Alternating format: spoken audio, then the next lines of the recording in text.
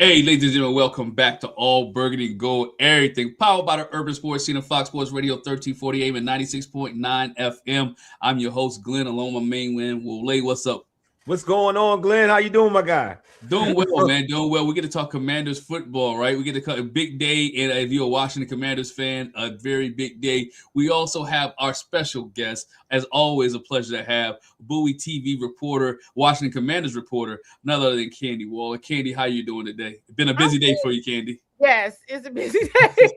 I know, yeah. I mean, they've definitely kept all of us busy, right? Yes. They've kept us busy. Okay. It's a good day, man. We're a couple of days removed from the Super Bowl. We're talking about the Washington Commanders, not the Seattle Seahawks or the New England Patriots. That's good. We're talking Commanders today. Today was a big day for Washington Commanders fan. It was a new era for Commanders fans. We had Dan Quinn talk today. He introduced the new offense and defensive coaching staff. David Blough was introduced officially to the Washington Commanders fan base, as well as Daron, also as the defensive coordinator, introduced as well to the Washington Commanders fan base. Man, let's get started with Dan Quinn, right? We get started with Dan Quinn. Candy, you was there. What was the atmosphere like today around this excitement in the new era, as you will, with the Washington Commanders? I mean, I think they went, of course, it's in true Coach Quinn fashion. He went down just the list of, honoring, the Washington Post, reporters. That was dope. Yep. And so we didn't sit in their seats. Their seats were open.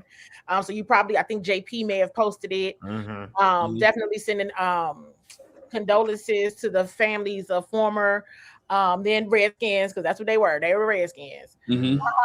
Players who have passed on, and giving a shout out to Bobby Wagner, who won 2025 Walter Payton Man of the Year.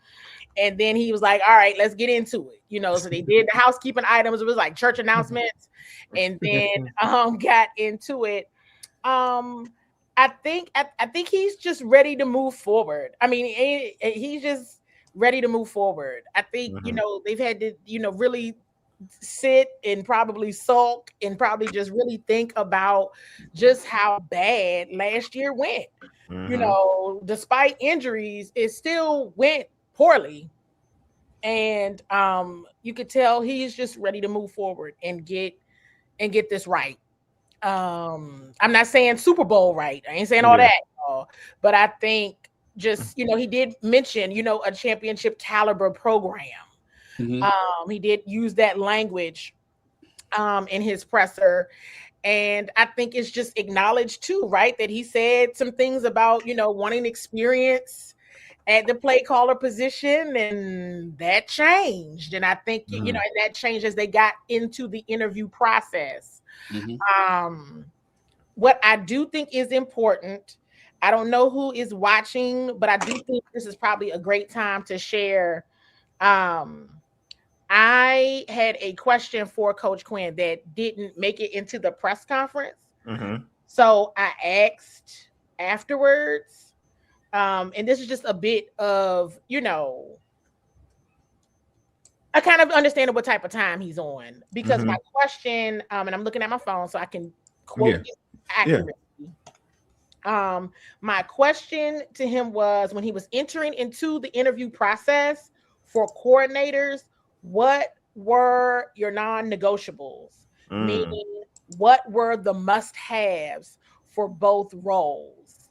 And his response was collaboration amongst staff and players, and a clear vision for how we're going to implement the offensive and defensive schemes, and being relentless in the teaching aspect of things. So what I really held on to was, it really wasn't just about the clear vision for how, it wasn't just about a clear vision. It was about the implementation of those schemes, which I thought was important. So I know we're going to get into a bit of that, but because it didn't make the presser, and because, we're talking about Dan Quinn and the vibe, I thought that was important to share publicly, that question didn't get into. It wasn't on the press conference, but because I asked it. But you know what? But I'm reading between the lines of that question and reading between the lines of his answer, right? What's key is we talked about last year how players wasn't being taught, right?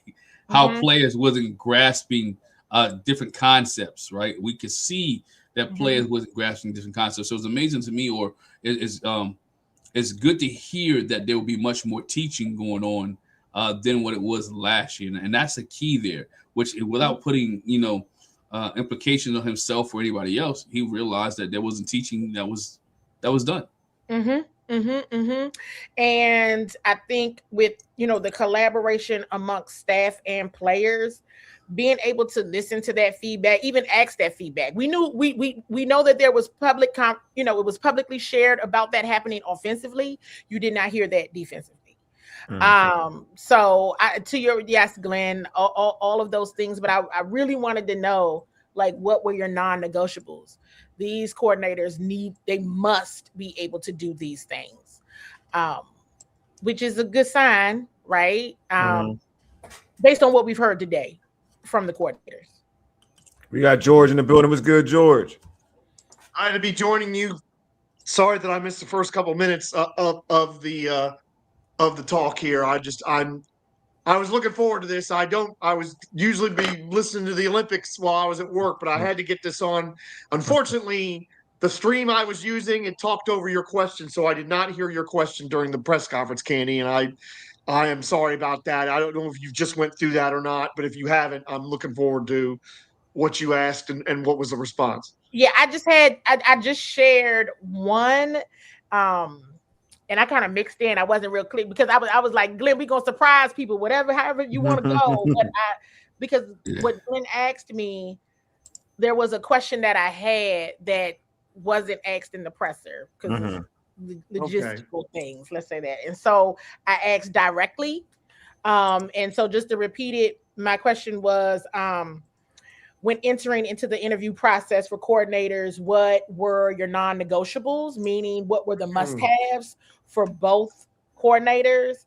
And the response was collaboration amongst staff and players, and a clear vision for how we're going to implement the offensive and defensive schemes, and being relentless in the teaching aspect of things. That was Dan's answer to that question? That was Dan's answer to that question, yes. No. It's so much to that, and every time you read it, I get something. It's something different, right? Like the collaboration. To me, it seemed like it wasn't collaboration in the last regime, right? Some people probably ran and did their own thing. It wasn't as much as we thought it was, and some of that played out on Sundays that we saw. It wasn't sure of what was going to be ran. Who was going to run it and who was going to call it? Yeah, who wanted what? Yeah. So his answer, every time you read it, is something different that we pick up from his viewpoint that he says. So it's good there. No, I when you asked that question, I'm like, this is probably the right time to bring this up, because the question I had for him, it was important. As far as I was concerned about the lessons that he's learned, from last year. But this one I thought would set the tone for your question, Glenn. So I wanted to make sure that. And I want to show it too. I want to show a clip that that we got from the press conference too. Dan Quinn talking about, you brought up earlier, what he learned, what Dan Quinn learned from last season. I want to share that because there was a lot of things last season that didn't happen. I think it's a good time to show that as well. Like what did he learn from Dan's season? So last season, here's Dan Quinn. Hey, Coach. So I think at one point in the season, toward the end of the season, you mentioned this being one of the toughest years, or last year being one of the toughest years of your coaching career. So what have you said, okay, these are the things I need to do differently going forward? Yeah, like full stop 25. All right, I had to do that first. Like enough beating myself up, others in that way. And so the energy, the swagger that we create, the standards that we want to do, for me, Kenny, it always starts first with practice and like the speed, the effort, the execution of that. The locker room is a strong one. Guys supported one another. We kind of spoke on that so much in a tough year. But I think just kind of like I want to recapture that energy of that swagger of how we want to play, the style, the attitude of it, and I'm certain we can do that. You've heard me also say like building a championship program this season. I'm taking the lessons, I'm moving them forward, but it's also staying there. I'm not carrying over the things that sucked and weren't part of how we want to do business. So there's a lot of energy that's going forward today with the coaches, and so as we're moving forward, when the players get here, like they'll be a part of that too. But yeah, I'm ready for that process to be fully underway. To you guys, your thoughts on Dan saying, basically, I'm putting everything in the past. Last year was on me. We're not talking championship. We're just talking about getting together as a coaching staff and moving on. Your thoughts? Oh, for me, I mean, I like accountability. You know what I'm saying? Like, again, we have people that have been in the chat, and folks, they just wanted something. They wanted reasons of what happened, what happened last season. But when you're the head coach, I mean, it's your ship, and that's like how he stepped up, and he kind of like looked back and reflected and said, like, it's on me, and we got to find ways to kind of make sure what happened this season doesn't happen again. And like the definition of insanity is doing the same thing and hoping for the same result. Well, this isn't the same thing. This is something totally different. So hopefully, like, this is like, he really looked at himself and looked at how they're doing things as a unit. And that's not just him. That's Adam Peters. That's everybody in that building, and even players. What they did last year and tried to change it for the upcoming season, so this doesn't happen again. It's not just like losing it's not just the losing records the way they lost this season. So this season, the way they were getting beat and the way they were getting manhandled, just to make sure that he has what he wants this identity to be, like to be tough, gritty. You know what I mean? Like any given Sunday, making sure people feel them out there on Sundays. That wasn't the case in 2025, 2026. I feel like doing this, I think, puts him in a better situation. And the way he comes across is that's what it seems like he's trying to gain. He's trying to add or trying to have going into next season. George, any thoughts on this? The part of that answer that caught my ear was the part about practice, because we talked about it ad infinitum last season. They didn't look prepared. They didn't do enough in training camp and preseason. And the fact that he talks about practice leads me to hope that they are going to be a lot more prepared when this season starts next year than they were, because you can't sit here and say anything other than they were not ready for week one. We talked about it. Candy, you alluded to it on several different occasions and in several different games, and in the aftermath when you would have your coaching from the couch show and that you and Wole do. I heard you talk about it. The lack of preparedness was stunning. So that part certainly catches my ear. And what I'm curious about is that going to be Dan Quinn enforcing that, or is that going to be these coordinators enforcing that? I think that's a follow-up question, right? Because, with that question, I wanted, and that was the one, like I said, logistically, so my question that I read to you all was going to be my second question, but I needed to get that first one out. But like I said, it was some logistics in the room that I was just like, oh, wait, I got to give the mic away. So, yeah, it's a whole other story. But I really wanted to understand from Coach Quinn exactly what he said, like the acknowledgement of what went wrong, of where they could have leaned in more, where things could have just been, this goes back to the non-negotiables, right? And what you mentioned earlier, Glenn, that first caught your mind about the relentless in teaching, because the relentless in teaching happens in practice. Mm-hmm. It happens in practice. It happens in the film room. It happens before game day. You can't teach it on game day. Yeah. And so you guys are picking up on what he was putting down and what I gathered as well from a use your clues perspective. Like he's acknowledging it wasn't going well on practice day. It wasn't doing what they were supposed to be doing in practice. That's why the game looked like this. Right? Totally unprepared. And he just, full stop 2025, like, hey, yeah, I'm not going to get down on myself, but there are some absolute things that need to be done differently. And based on what needed to be done differently, he got coordinators that aligned with that. And I don't want to do any spoiler alerts because I think we got clips for some of that. Well, one spoiler alert I'll do is from one of the things that Coach Quinn shared in his press conference, right? Because I'm not sure if I picked that clip. I have so many clips. Was about saying, like, to Daronte, of course, because you got one coordinator that is familiar with the roster, right? Professionally and personally. You have another one, not yet, right? But he said, you watch the film. You watch it. I'm not gonna mess with you. You do it. Then let's talk. That's a different approach because that's a different approach in itself. Sometimes the head coach is gonna tell you what they want. They're gonna tell you what they say.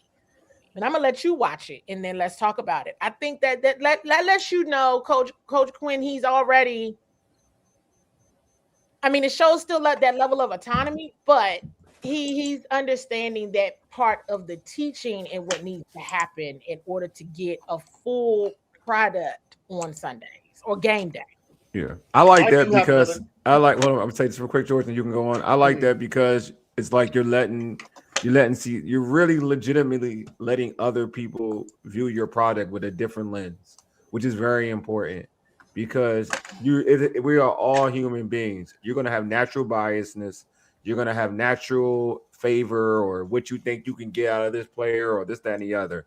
While another dude is going to look at it, another coach, another player, whatever, a GM or whatever, another individual, especially in this situation, the defensive coordinator may have a different lens. He may not look at it the same way you look at it. So this is important because, again, if you want somebody to look at it the same way you're looking at it, you're not really trying to create change. This is a situation where you have a guy who can now isolate it and see it for himself and say, you know what, you're right about this player. You know what, no, you're wrong about this player. You know what, this player should be doing this instead of this. So I got to give him credit. So go ahead, George. I'm sorry.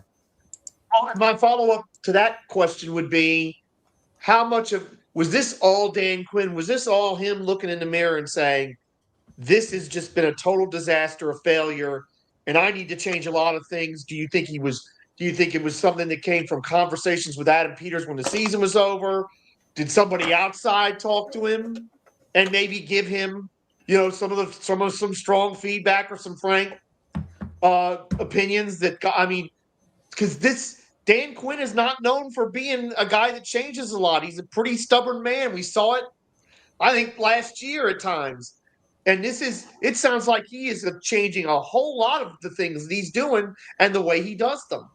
Well, I think in Dan Quinn's career, I think for him it's panic mode, right? I think in my opinion, the way that he's responding is this. I got two young coordinators. I'm going to trust them, right? They're here. I'm trusting them because, as Wole said, you get new eyes, right, on the product, new eyes on the people. I get new vision. Right? I get new people around me. Also, remember, Dan Quinn is a builder of men. He's a trainer, right? So what he's trying to do too also is he's training these guys eventually because you're a coordinator, you eventually want to be a head coach. Let's be honest.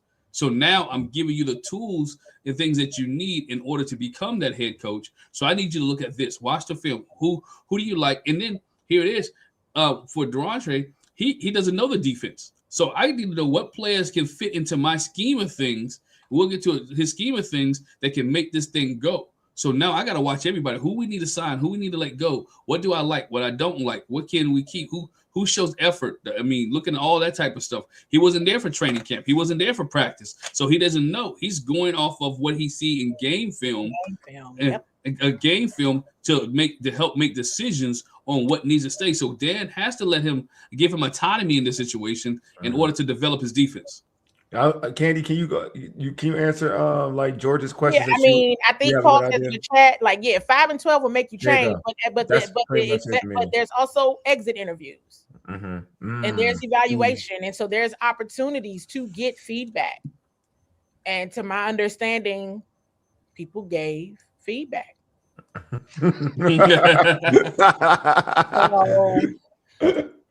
I like yeah. I like exchange of views by the sound of it. Mm-hmm.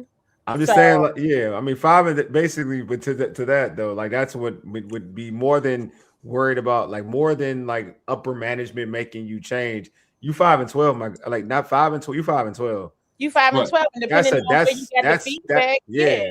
And you go in and when you're 5 and 12, you better think about change. That shouldn't be you. There's no reason to be stubborn when you're 5 and 12. When you flip it, and the way you were 5 and 12, it wasn't that you were 5 and 12 and competitive. You were 5 and 12 with BTA. So it don't even, to be honest with you, you're a bad 5 and 12. So you would be ignorant, to be honest with you. And I think if you wanted to keep things going the same, you would be fired if you did that in general. You know what I'm saying? Like, so 5 and 12 it's the way you finish. Like you fired your coordinators you basically got rid of your coordinators for a particular reason. To save yourself. Yeah, I mean, you had to take over the defensive coordinator job. That's like your boss coming in and having to do your job for you. Yeah. That's never good. We already knew how that was going to end. And I told you all, Minnesota, I said, y'all, look, I like Cliff, but remember I kept saying it. I said, I was surprised he wasn't gone Monday morning. I said, "Oh, there go Cliff. Oh, there goes his car. Okay, he's still here." Because I was like, I don't think we're gonna see him no more. But you know, they don't do that kind of thing during the season. I don't think this regime, but it was obvious the philosophies were different. Yeah, and you start getting feedback. It is like, whoa. And what this also lets me know is that, and I've said this now on a couple shows, I'm asking around with people, and the first thing they say is Jaden was hurt. Absolutely. 1,000%. Definitely. Then Terry was hurt. We get it. All the things. But this lets me know that Dan Quinn is not taking those injuries as an excuse. It shouldn't be, though. He's not. But it shouldn't be. It should not be an excuse. Much better. He knows it should have been much better output, even with the injuries. He believes and knows that there should have been a much better output. Yeah, I don't think that's the thing. Like, it's not about like you can be killed with injuries, but still play a certain style of football. What I mean by that is like you can lose games, but you play tough and still be able to be competitive.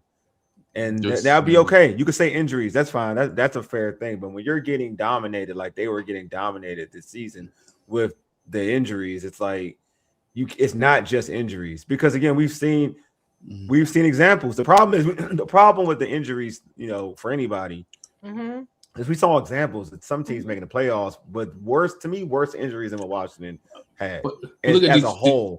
Like Detroit the year before.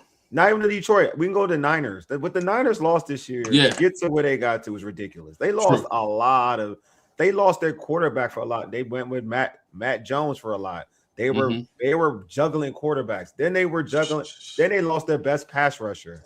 Arguably one of the best pass rushers in Joey Bosa. Then they lost Warner, one of the best linebackers in the whole, and they were still able to compete. They lost Brandon, regardless of what Ayuk was a starter for them. Ayuk, then they didn't have Ayuk for him. You know, they lost. Kittle was missing a lot of times this season. They lost just as much as Washington, to be honest with you, and they were able to kind of. What was their record? We weren't even asking for some ridiculous record like that. In a tougher conference. I think they won a playoff game on the road. There was 11 and something. I think 11. No, they won 12. Yeah, they were 11 and 6. 12. 11 and 6 or 12 and 5. Yeah, something like that. They had a crazy record, but I'm just saying that in a tougher division too at that. So I'm just saying when you put all that together, it's just it's not. And to me, it's not about record. I don't want anybody to think record is. It's the way you lose. They were losing games, and so. Yeah, I'm glad that I'm glad Coach Quinn knows that. Like it's that I'm not using injuries as an excuse of the way we played. Not because wins and losses are something totally different. But the way you lose games is very important in terms of the effort, the style of play you want, and you weren't getting that. Period. Go ahead, Glenn, I'm sorry. Go ahead, no, you good because I'm glad you ended there because it goes back to what he said in his the clip we saw, right? It was some things that he wanted to recapture, right? He knew that the team lost, right? Everybody said all year that Coach Quinn didn't lose the locker room. I'm not buying that, right? He lost the locker room. They just weren't talking about it because if you don't come back and say we need to recapture the energy and swagger if you didn't lose it. Right? Okay, so I am going to correct that. He did not lose the locker room. No. He didn't lose it. They lost faith in. I will say that the coordinator absolutely did. I will say that now publicly. Mm-hmm. Yeah, the coordinator's lost. Coach Quinn. It's too many people. They think he's a hell of a coach. They do, and they're like, for him to keep this together, it's just incredible. But the coordinator, yes. For sure. Yeah. Defensively.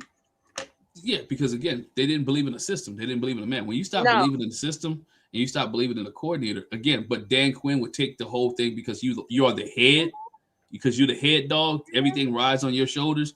You take that. He know what 2024 was, the energy that was in that lock. Let's be honest. There was energy around that team, right? There was swagger around that team.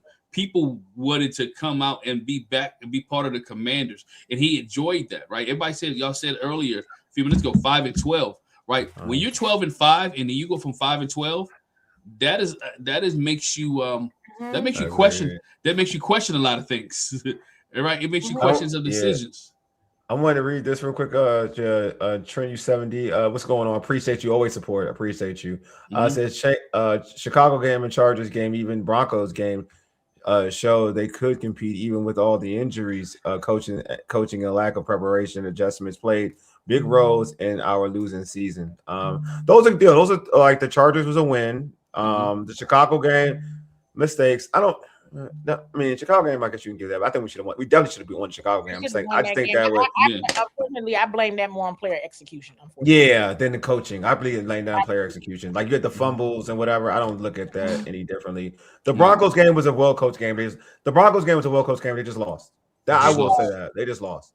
That again, they didn't have enough of those games. That's my problem. Let's go back to the Miami game. We all, we kind of skip over when Dan Quinn took over, and I remember you all asking me, "What can we see differently in this game?" And I said, "You will see effort." That's what I said because at that point, the effort was gone. Yeah, I agree. Out of them, right? Yeah, between Dallas and then you saw a little bit of the juice defensively in Kansas City, and I said, okay, Miami when Coach Quinn, well, it was a whole bunch more games on that. Was the Seahawks, Detroit? It was bad. Well, Seahawks is bad. But I said when he took over, I said you will see effort.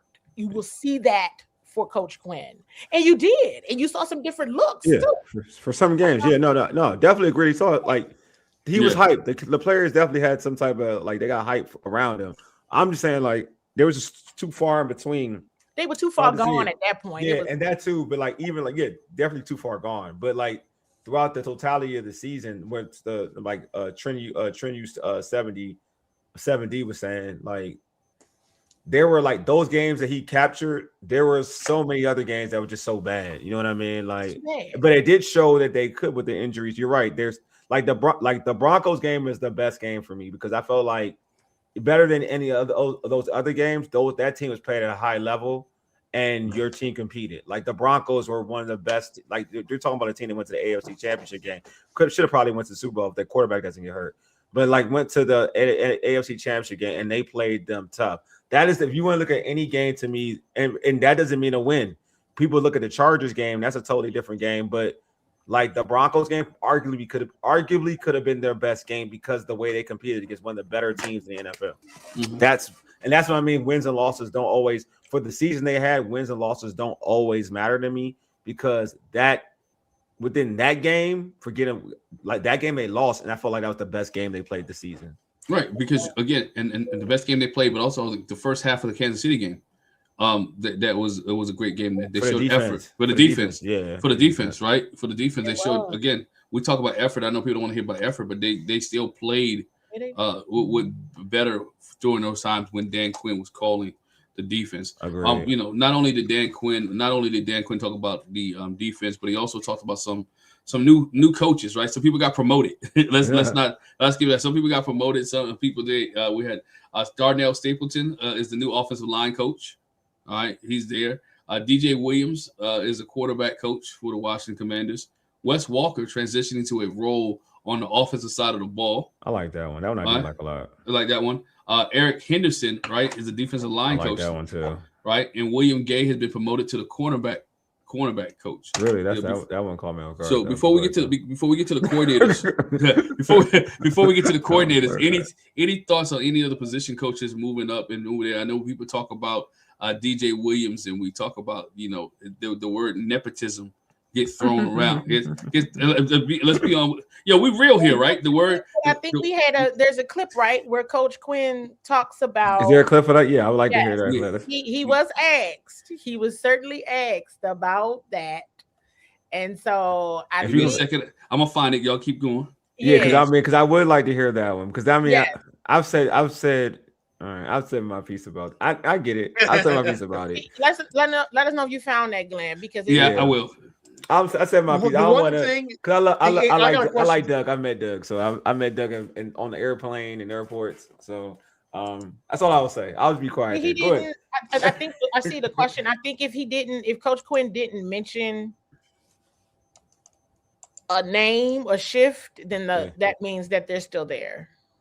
Oh, and technically, though, Anthony Lynn was changed from run game coordinator to running backs coach. Is that right?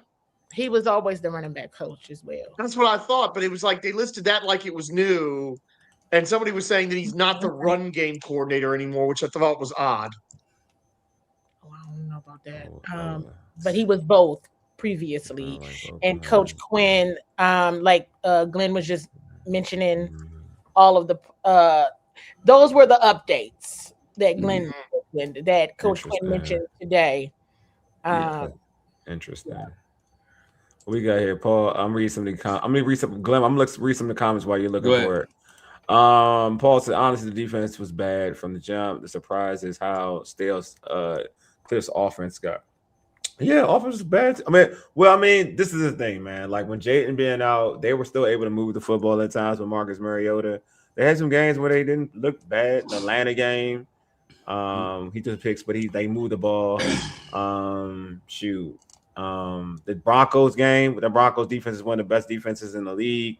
They're moving the football with Mariota. Like Cliff deserves a lot of blame, but I ain't gonna lie to you. Some players need to step up too. I was on that route too. Cliff deserves a lot of blame, but some of these players need to step up. You know what I mean? Like we talked about this on the show, and we've said this throughout the season. Like folks got Hollywood after 2024, and they're just gonna have to, like, sometimes you got to be humble, and that's just anything. But it's natural, and I do want to say this too, is that, like, anybody who plays sports who's had success in anything, like if you go into a situation, you have instant success, it's easy to kind of feel yourself. Yeah, and I'm saying as a whole, it's easy to feel yourself. And honestly, that's coaches, that's players, that's everybody. That's not no one's immune to that.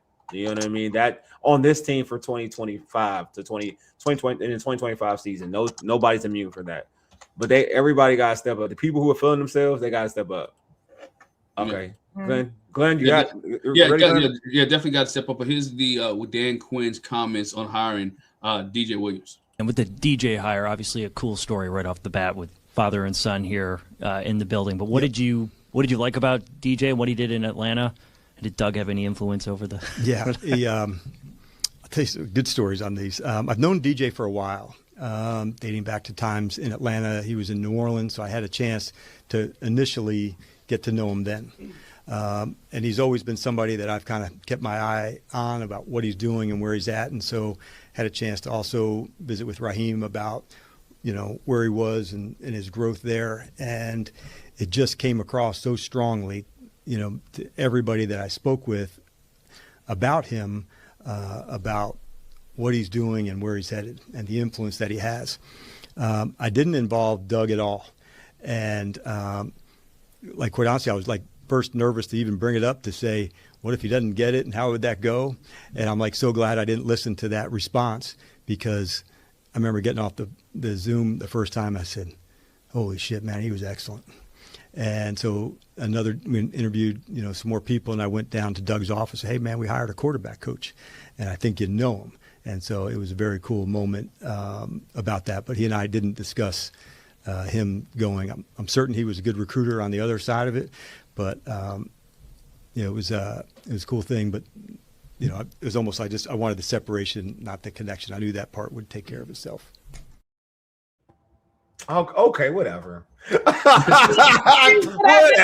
You gotta earn that keep. It helps, you know what I mean? But you gotta earn your keep. It sound good. I ain't gonna lie, that sound good.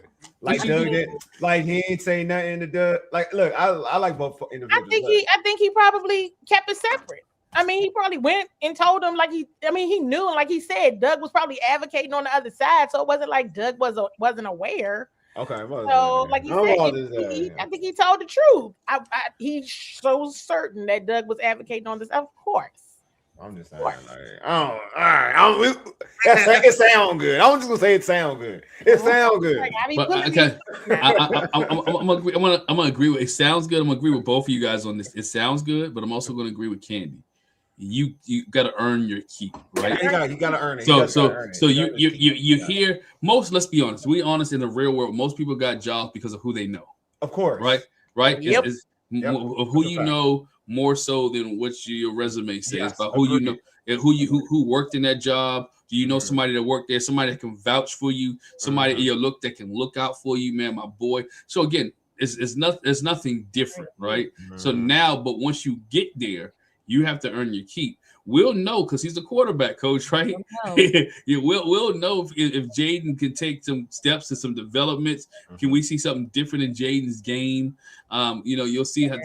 Again, not even that. The key point I think was that I wish Taj were on here, and I'm like Todd. The interaction between him and stays on here. Taj, the interaction between Jaden and DJ, right? To look at the interaction between those two. Are they close? Because remember, David Blough and Jaden were close, right? They had a good relationship. Right, Candy are close, right? They're close, right? Yeah. So they're close. So you see how they interact in meetings and see how that flows, and if he can build a relationship not only with Jaden, but again with the other quarterbacks who may be here in Washington. I mean, I hope out that. Go ahead, George. Go ahead. Nepotism at the quarterback coach is one thing. At least it ain't nepotism at the offensive coordinator, like a certain offensive coordinator that was here that I ain't gonna name. Oh yeah, that one. Yeah. That one. Yes, that one. That was bad. Yeah, that was bad. Yeah. Definitely. You talking about Ron's boy? Yes. No, Norv's boy. Well, no, Ron's boy. No, Ron. No, he's Ron's boy. He's Ron's boy. That's Norv's son. He's that's Norv's son. Yeah, that's Norv's son. Yes. Mm-hmm. Yeah, I think that like I agree with everything. Like at the end of the day, however you get in the building is how you get in the building. It's all about like you. But at the end of the day, you're gonna have to stand on what you do. You know what I mean? On your production. If you're productive, then it doesn't matter anymore. But if it comes in and but again, I don't see because David Blough is the coordinator. I don't see like it being a Jaden having a problem because I think Jaden has a comfort level with David Blough. I think David Blough will still probably be more hands-on with Jaden Daniels, to be honest with you. That's my opinion. I want not what you think? Go ahead. Well, and I don't know if we want to jump to any of those kind of clips because I know we were talking about DQ's presser, but like that was one of the clips we had. I think it was part of like maybe it was Com's question right off the bat to Coach Blough, which was like, "Were you surprised?" Mm-hmm. No. Surprised about Williams getting a job. Oh, okay. Nope. You got the clip. Mm-hmm. Oh, Glenn's on mute. Yeah, Glenn's on mute. I'm back. Let's go to DQ's vision first. Vision of the offense. Because there's a lot of clues up in there. Let's go there. DQ's vision for the offense. Then we'll go to David Blough. You talked about your vision, and it comes from you down to the coordinators. What is your vision for the offense, and kind of what's your role in implementing that vision for the offense? Yeah, and it'll look different, JP, in some ways as we're still kind of building some of the things together. But this is going to be like an aggressive, balanced attack, but like that will probably have more under center than we have in the past. That's also for run action and play passes to generate explosive plays. And so we're going to try to feature every part of Jaden in the way that makes him unique and special. But also the run action and the runs and the play action game that goes with it. Those are all things to generate explosive plays. I think, as like David was speaking on earlier, when we're here a year from now and we talk about the generating the explosive plays, those are a few of the things that's going to come to mind when we're talking about our offense. The one word that I heard that I love is 2 words: under center. Under center. That was the biggest thing. That was the biggest takeaway. Seriously. And the whole thing. Right? Because how many times did everybody ask that question? Right? How many times was that question asked? Whether it was Jay nor Marcus. Right? Why aren't there more snaps taken under center? Okay. Now, like one clue I gave you all during the season, I'm not going to say that it hadn't been suggested, it hadn't been discussed. All I know is it's not happening on game day. Okay. So now that this is a public thing, and of course, Coach Blough, brought it up, but it's you got to do what's best for the system in the offense. And when something's not working, why didn't you change it? So you're learning. That goes back to, learning, the mistakes. Is this an understanding from the beginning, right? And so it was like, I could go down a rabbit hole about that whole thing. But there's still questions around even that. But I thought his vision was super duper clear. But the other part of the vision was run the football. Right. Right. Because again, those 2 things, the things that you can do with Jaden well, run the football. We all talked about running the football last year. Short yardage situation, right? You brought up earlier the Minnesota game, right? You're down on the 1 or 2 yard line, and you go 3 passing plays where your boy Chris Rodriguez already picked up 45 yards on the whole series, right? On that drive. And you get to the red zone and you throw the ball. And he on the sideline. He's on the sideline, and you don't go under the center, and you got a 6-foot-something quarterback who could get you 1 yard if you just go quarterback sneak. And I can't, George, maybe y'all can help me out. Did Washington even go quarterback sneak last year? Anybody in the chat know? Was they ever maybe with Marcus once or twice? Yeah, like maybe with Marcus once or twice. Maybe. Yeah, Marcus. Something else that caught me. He talked about the play, pass, and running the football. Maybe I'm reading too much into this, but I feel like, are we seeing kind of a return to somewhat of a traditional offense with David Blough? Are we going to see, not a lot of pistol, maybe even a little I formation here and there? Is that what we're going to get? No. No. You're going to see pistol. Super. Nah. Let me drink some water on that. And that's because you could in certain moments, yes, George, but like he's innovative. That's just how he's wired, I think. You know what I'm talking about? Some people are just like, oh, let's do this. You know what I mean? But like, you're going to see some traditional things for sure, for certain. Little smash mouth football. For sure, going to be some razzle dazzle. I want to share this because while we talk about under center, Blough talked about Jaden under center more next year, and kind of go hand in hand. So here we go. Hey, Coach. One thing Dan mentioned was that he anticipates Jaden will be under center a little bit more next year. I wonder why you thought that was important going forward. Yeah, I think it opens up some different schemes in the run game, some things that I believe in. It opens up different play actions and keepers and getting them on the perimeter in different ways.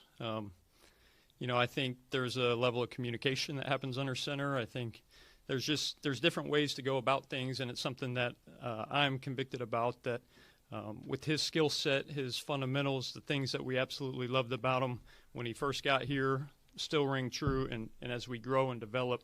I think a lot of teams that you saw even playing deep into the playoffs, it was something that was a foundation of what they did, and I think that is something that we will like to implement with him and get him in that position. Yeah, I think he'll play again. I think it'll be a mixture of everything. Because I mean, Sure. Jaden, if you look at his whole career of playing quarterback and college to the pros, he's been in predominantly shotgun pistol offenses. Arizona State, LSU, and here. So like it's gonna be, but at the end of the day, just because you've been in these offenses all of your pretty much from college to the pros, you're gonna need somebody to test you. So you gotta, you're gonna have to learn to be under center, because like Coach Blough said, I totally agree. There's more that you can run out of under center than running shotgun all the time and being in shotgun all the time. He's still gonna be in shotgun a lot. I don't think that's changing. That's just today's NFL though. Of these young quarterbacks, they like being in shotgun. But the good thing is that he'll get more opportunity to be under center. So this team won't be as predictable, which is very important. I think Coach Quinn was asked too. I don't know if you have this one pulled up, Glenn, about what made him convinced that Coach Blough was ready for this. I know a lot of people, there's been a question. He answered the question about both coordinators, right? Like he was asked about Blough, and of course he was asked about Daronte, because here's the reality. These two hires are not necessarily the Dan Quinn norm. They're not. But here we go. It gives you the confidence that David Blough is ready for this as a play caller. Yeah. I know he hasn't been coaching a long time, but he has, obviously when you're a backup quarterback at different things, you had different experiences, much like a younger coach coming up. But I can also speak from experience that, when you haven't called plays, like you've been waiting for it, you've been doing it. And in the practices, you'll probably find some spaces where do we go to have more call it periods to go. But we'll be really intentional about that. Some of the benefits of me going through this experience, as a head coach for the second time, I learned some lessons to say, all right, when there's talented space and you can find that, certainly going through Atlanta and some of the coaches that were part of that staff, have we done things different? You might have. So I think what you want to find out from yourself is, are you growing? Are you learning? And this guy's absolutely ready to go attack. And so it was evident to see that. But when you're around somebody a lot, you know that too.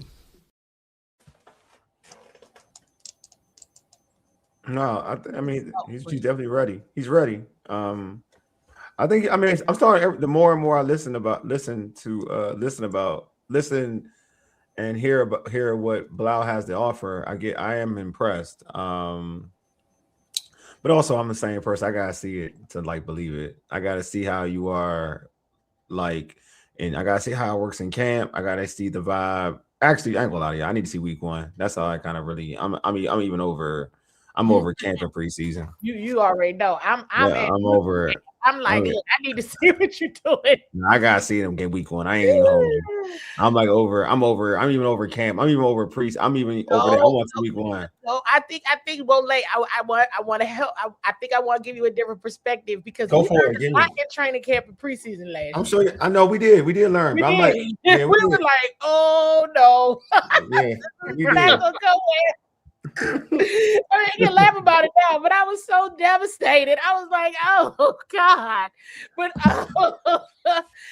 I think, but it's just like, I don't know. I mean, you should see a little bit, at least maybe. And this is probably way too soon to be bringing this up, right, in February. But it was like we could still tell so much, even from the depth perspective, that this isn't going to look good.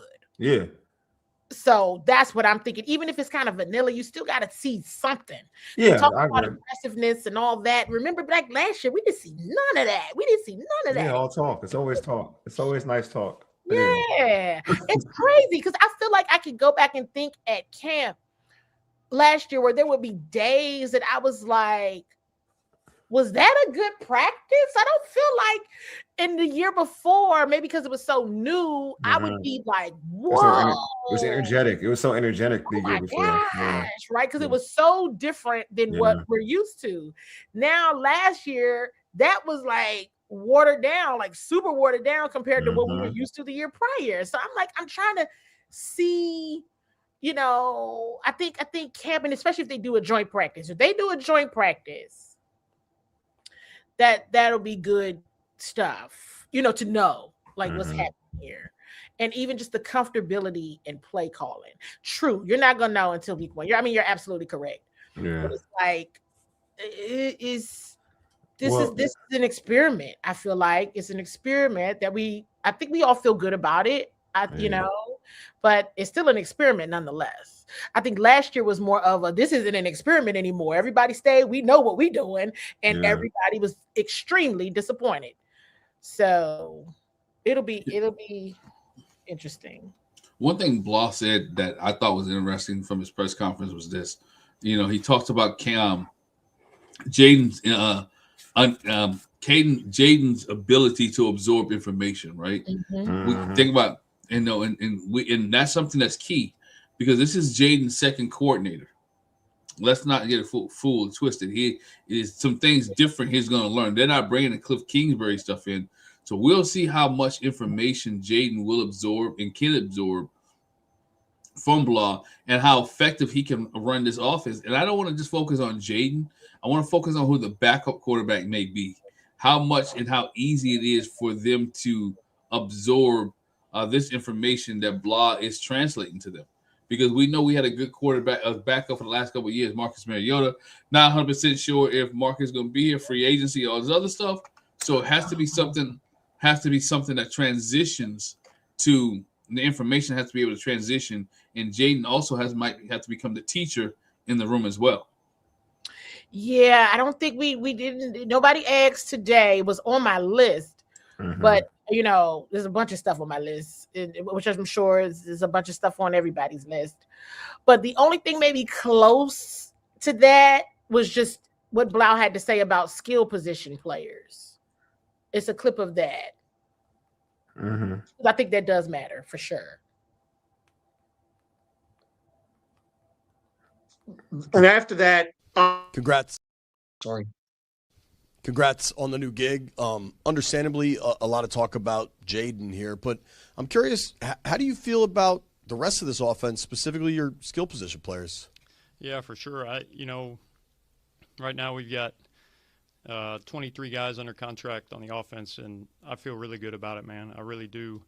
6 in the wide receiver room, returning Terry obviously at the top of the group, and it's our opportunity. It's our challenge to get the best out of every single guy in the skill position groups and up front, man. We bring back so many guys who played a ton of snaps on the offensive line, and the continuity there is going to be key. And a group that played really well last year, and so as much as we can, it's about the next 70 days for our coaching staff, evaluating our own players, acquiring new players, to figure out what we do best, and then implementing it so that 200 days from now when we take the field, 220 days from now when we take the field, that we have put in a ton of work to put our guys in a position, teach what they do really well, to be at their best week 1. So I think we got a long way to go, but I think it's going to be a fun construction process. Go ahead, George. I'm curious about David Blough because he communicated. He's had the relationship with Jaden Daniels. That's great. Most offensive coordinators talk to the quarterback a lot. How is his communication going to be with the other offensive coaches and the other players that are not Jaden Daniels? I don't know if anybody asked about that, but that's something I'm very curious about with David Blough, because I know that's not the biggest part of being an OC, but I think it is important. Communications with the rest of this team? Yeah, with the rest of the offense that's not Jaden. Well, we know that him and Jaden get along pretty well. Yeah, one of the quotes that he said was this. I looked at that too, George. I had the same comment. Had to look it up. He emphasized the collaboration, staff environment. Right. He talked about pulling experiences from coaches who worked with other legends. Like Tom Brady, like Drew Brees. So he wanted to make sure that there's a big collaboration. And Dan also talked about the collaboration as well, about being a collaborative staff, right? And he would be think about. We talked about Anthony Lynn coming back. If David Blough, a young coordinator, you got Anthony Lynn, who former head coach, Dan Quinn, former head coach. You have Bobby Ingram, who was, I believe, still wide receiver coach, is still there, right? So you got some of the guys who played in the league 10, 11, 12 years, who's been around. He has a good staff to learn from if he's willing to be open to let those guys pour into him. Yeah, I think to that point, and I like that question, George, because it to me, your question kind of leans in on the depth. I feel like, right? Because it's like, what happens when Jaden goes out? What happens when Zach Ertz goes out? What happens when Austin Eckler? I'm just naming the number one play, who were in that spot last year is what I'm saying. And I probably shouldn't have used the running back room because they were okay. They were fine. But you get what I'm saying? It's like the communication needs to be happening across the board. The learning, the relentless teaching needs to be happening across the board, not just with one player in one position group. Is that where I'm getting at? Would you asking, George? Because because I agree. Everybody, because depth matters. Okay, they matter. Clearly, we learned that last year. It really, really matters, and it's hard to stay healthy through January if that's what you aspire to do and be. And so, that will probably be something that will be a learning thing for him, probably for both coordinators. And maybe Coach Blough has some of that already.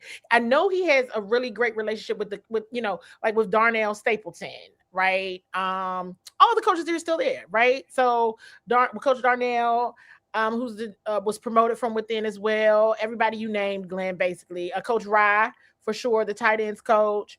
So it will be interesting to see how he gathers his unit for certain.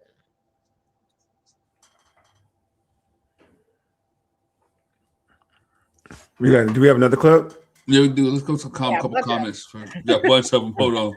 Yeah. Let's go here because I think we talk about the staff, and Blough wants to build a staff, deal with adversity a little bit. We talk about the staff. Here we go. Hey there. So you've been here for a bit now. You've experienced the high of the high and a bit lower last year.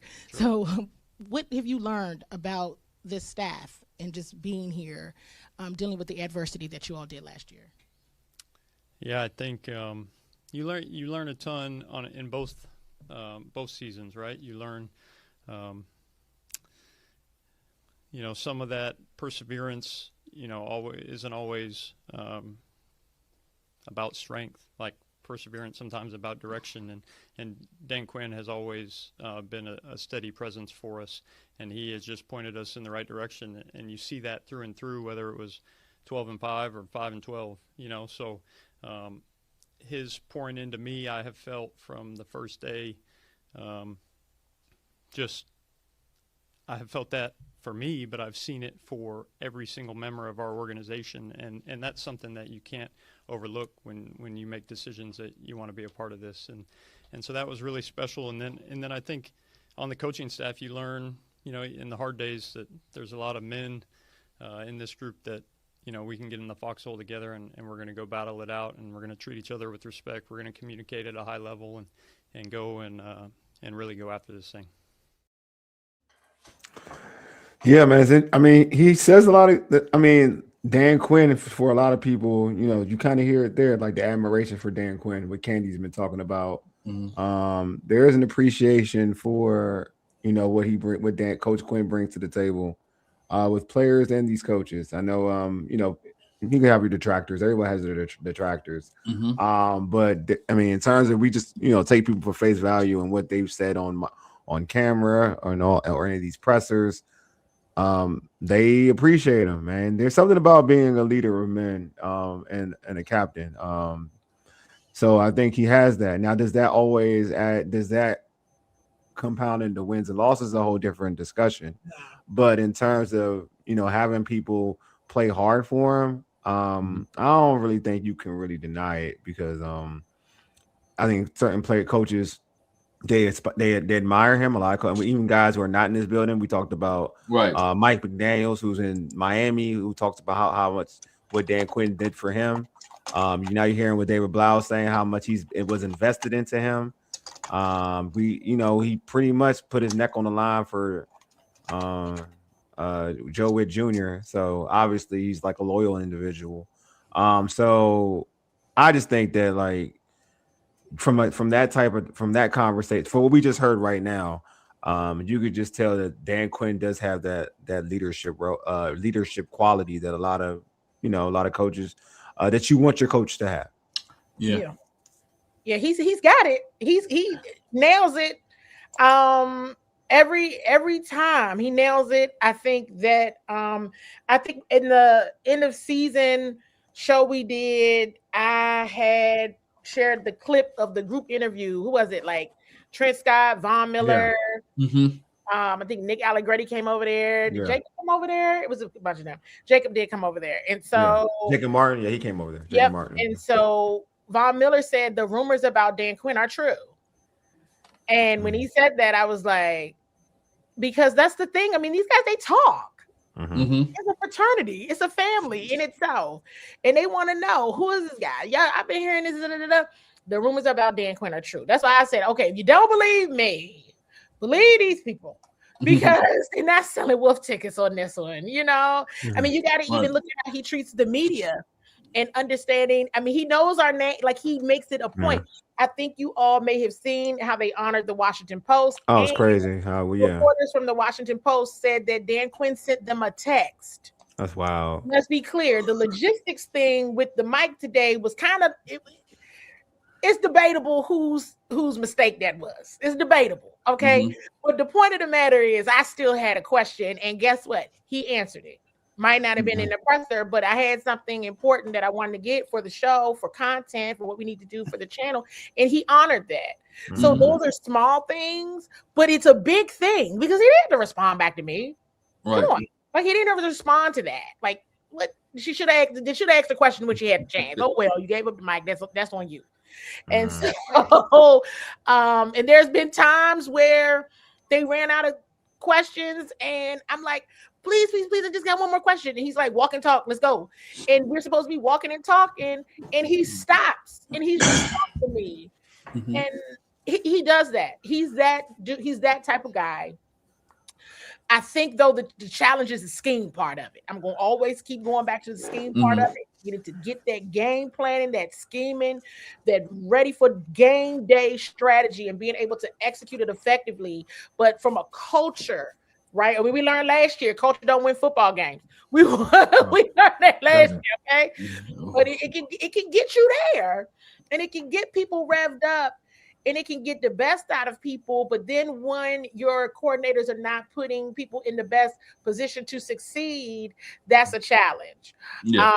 I do think it's important, if you guys don't mind, I know we're going to go to some clips. I see a comment in the chat about Coach Blough. And I would like to say, I've watched Coach Blough. Yeah. I've watched him work for 2 years. And let me tell you something. I don't think Jaden Daniels really exudes all that much confidence either when he's sitting in a press conference, because some people don't like to do media. But trust me when I tell you, they turn up on that football field. They turn up. So, I want to make sure when somebody who's on site regularly, you know what type of person you're dealing with. He's not cool, calm, and collected like Cliff. Cliff is going to be chill all the time. But there's a lot of what I like to call X's and O's goons that are very, like, media is hard. Yeah. Ben Johnson is a certain type of way in front of the media. Ben Johnson don't like being in front of the media either. He just started acting. He don't like people. He don't like being in front of the media either. Ben Johnson don't either. So he just started opening it up. Yeah. Only because he has to. Because of his role. He would prefer most of them, let's be clear. Yeah. Most of them, as you guys know, would prefer never talking to us. Yes. Yes. Correct. Definitely. Correct. Yeah, Ben Johnson's the CM Punk of the NFL. That's a whole different. He's not going. I mean, and hey, listen, let's go. You know, I'm not trying to get in the Hall of Fame conversation. Bill Belichick is the epitome of not showing any level of emotion, confidence. Need a Red Bull. That's a good point. That's a good example. He's going to beat your, you know what? Yeah. Okay. On to Cincinnati. Hey, we see. But you know, so we know David. Don't judge that book by its cover. Take my word for it. He and Jaden have very similar personalities. You know, Jaden is a cool, calm, and collected guy, but he a different person behind that. I think sometimes as a coach, or sometimes as a coach, and sometimes you tell players, you know, we have a thing that we talk about: not too many high highs, not too many low lows. That's right. And so sometimes you stay even keel, even though you're emotional, until you in that atmosphere, or you in that zone. We know that David Blough wasn't the only coordinator that Dan Quinn hired, and Dan Quinn talked about today. He talked about why he hired Daronte Jones. At the end of the season, you had indicated that whoever you hired would probably be somebody that had done this before. Yep. He has not done it at the NFL level before. Yep. So how did he kind of overcome that desire of yours? Yeah, that's good. I think when you're going through the whole process, you're looking at those strengths of where it is, where would my time and attention go, knowing, all right, what's going to be different offensively, what would be different defensively. I'm glad it went through a lengthy process, to be honest with you, DA, because it forced me into some spaces to look and what could be different and what could be better. And so Daronte was one of those people that you meet, you're like, all right, I get it. And I connected with him instantly about a vision for defense and how you'd play, the ability to create takeaways, the ability to have disguises. And so I felt alignment even before we got to know each other well. We've all had those experiences where, like, you meet somebody, you just hit it off. I think from a football standpoint, we hit it off quickly. And then that's what made the difference to me, knowing that there was excellent veteran coaches and guys who didn't have as much experience, but just weighing it through it all. And I came back to him time and time again of just the teaching, the football acumen and what we were looking for. And it just really fit what we needed. First off, shout out to you, Candy, and Bowie TV for the clips. We appreciate them. Real talk. Yeah, appreciate it. Yes. Got you in our partnership. We got y'all. Appreciate you. Appreciate that. Yeah. Like I'm gonna ask you, do you feel like, and look, he a PG County dude. I'm rooting for him. I'm happy that he got the gig, to be real with you. And because I like his pedigree. I like where he came from. I like some of the coaches he's coached with. I even like, him coaching in the SEC at LSU. But was he like the first choice? I don't necessarily know if he was the first choice. Yeah. But I do know, aside from what was shared publicly, is that he absolutely rocked his interview. Gotcha. That Coach Quinn, and it's one of those situations where it's like, hey, listen, if Brian Flores isn't coming, you get the next best option. You get his understudy. Mm-hmm. Mm-hmm. Like, that's a no-brainer. Mm-hmm. You know what I mean? And he was great. He was excellent. To my understanding, he was really, really good. And he has great experience. When he really, in his presser, when he really kind of laid out his experience, and of course you can go and look it up online. You're like, this dude, and we talked about this before, who he's learned under. Mm-hmm. And so even some of his answers, when we were like, you're going to do a 4-3-3-4, he was like, hey, we can do a little bit of everything, but that's what you want. Yeah. Because if you're publicly in February telling people what you're going to run. Yeah, you ain't gonna do that, but we got that clip for you too, though. Here we go. Thank you, appreciate you. You have all kinds of, you mentioned different experiences. I just wonder if you have a sense of 3-4 or 4-3 just at the jump, just off the outset for this group. Multiple. I think 3-4, 4-3. They're just numbers, still 7-man spacing. So I always say it's not how they line up, it's how they wind up. And so you can create that number system in numerous ways. It's not how they line up, it's how they wind up. Listen, that's a great line. Put it on a shirt. Put that on a shirt. Because let me tell you. Don't worry about it. Listen, I was like, look, David Aldridge, I sit behind David Aldridge in the press conference, and I was like, I'm about to do my sidebar commentary. I'm about to do my peanut gallery commentary because I was like, yeah, man, that's what I was trying to tell people. It don't matter what it is. If you using these people correctly, you know what I mean? Like, it doesn't matter. Just whatever, like you said. But I appreciated him. That lets you know right there. He like, ain't how they line up, it's how they wind up. That's right, coach. You done saying a bunch of stuff I like because you can't just give it away. Correct. You can't. You cannot. Here's something I said, not to interrupt you guys. I think this is a very, very, very important point because I've been saying this on the show, and hopefully you all agree with me, and those in the chat agree with me. Hey, listen, what Mike McDonald just did and what he's done over the last 2 years with the Seattle Seahawks, he just changed the game for defenses. He just changed the game. Now, last year, what we saw the Eagles do was phenomenal. Now, that pressure up front defenses, they really gave Patrick Mahomes hell. They did. In that season. But what Mike McDonald did this season, and then all postseason in the Super Bowl, as the first defensive play caller to win a Super Bowl, head coach and defensive play caller, right? Mm-hmm. Oh my God. Yeah. Oh my God. He just shifted it because every time, y'all know I've been on the Seattle Seahawks a lot, okay? And my thing with the Seattle Seahawks was it didn't matter who they were playing. They did that to people all year. Except for the Rams, though. Except for the Rams. The Rams gave them a go. The Rams started, going off the rails on special teams. And remember, after that game, that's why they fired their special teams coordinator. Mm-hmm. Okay, and they probably did. Yeah, they need to rehaul their special teams because it's not good at all. Mm-hmm. But other than that, within their division in the NFC West, like you were saying earlier, that is a very good division. The ante is up. Yes.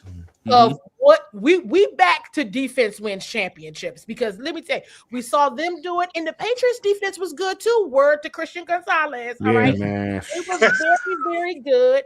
You all have heard me go on large rants about the Texans, the Houston Texans. But for Seattle to do what they did all season, literally, and kept that level of intensity and was ready for whatever offense came their way. Oh yeah, it ain't how they line up; it's how they wind up. And when he said that, I said, "Oh, he know what time it is. He know." And I asked the question about what he's seen in NFL offenses. That was strategic on my behalf because I want to know. I already know you know what you're watching, but I really want to hear what you say. If you can play that clip, that one. I don't know how I worded it, but yeah, I think it is right here. Yeah, you mentioned the names that you've coached with. How do they shape your defensive philosophy, and what is it that you want to bring here? Versatility, adaptability, using our players' strengths to the best of their ability, maximizing what they do, being a feature of that, and then minimizing the things that they don't do well. And each coach has provided a certain way of highlighting whoever that athlete may be and whatever that strength may be that allow them to get to their highest level. And so my ability and learning from those guys in terms of how to tap into each individual player, and each individual player is different. But it all starts with the relationships. And the biggest thing that I've gotten is in this profession is how to attack and relate to players and connect with those guys. And that starts with the relationships aspect of it.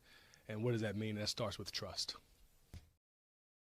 See, I'm trying not to be overly bullish right here. I'm not trying not to let me say, maximizing the talent. That wasn't the one. So we're going to get to the one. I have to tell you what his name, but I'm glad you picked that one because that was a very important point that he made there, Glenn. So that was the right call in pulling that one.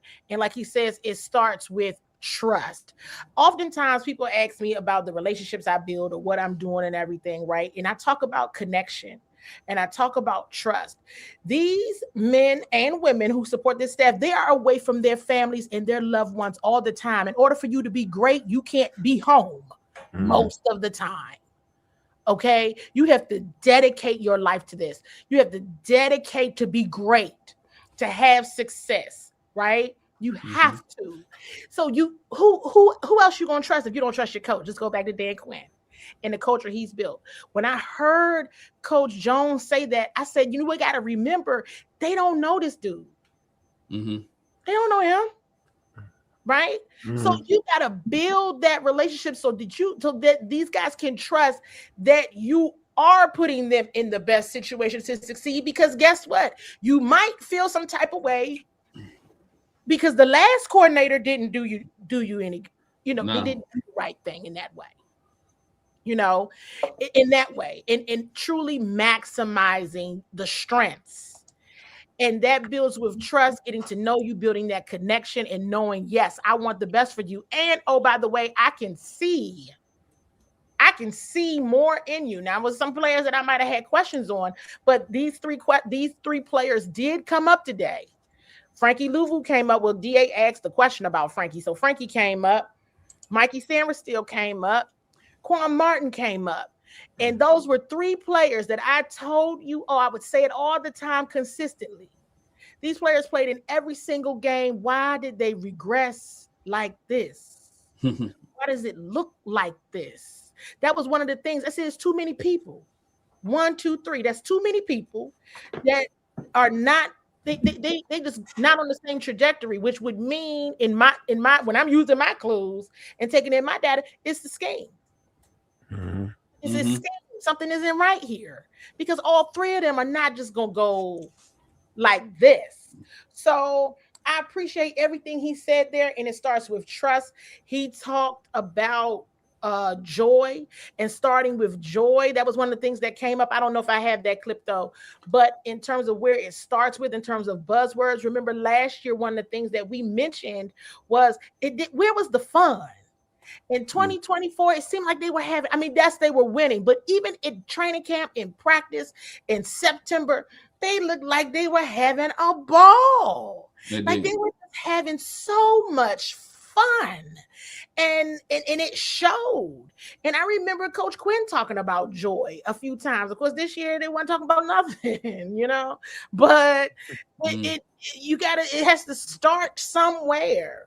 And it starts with trust, and it starts with joy. Is why I agreed with it, because he's new to this. He's new to the role. So I was happy to hear him say those things, because at least in my view, in game watching and film watching, I know those were three players that I said, they're way better than that output that's showing up on game day. Here's Daronte's view on Frankie. With regard specifically to Frankie Louvu, they used him in different ways for each of the first two seasons. I wonder what you think his best utilization of his talent and skill set would be. Love Frankie Louvu. Watch him on tape. He's a guy that before I even got here that we would watch and put on the tape in our meeting room. I love his athleticism. He's best going downhill, getting them matched up on running backs. That's always a key. You're going to hear that a lot in terms of matchability and putting guys in advantageous positions. He's best when he can go downhill, use his athleticism, win on edges, use his speed, so time, distance, and space to encounter those matchups. And you want to put him in that situation where he's matched up on the running back. And I think running backs are one of the guys on offense that gets the least amount of reps and protections.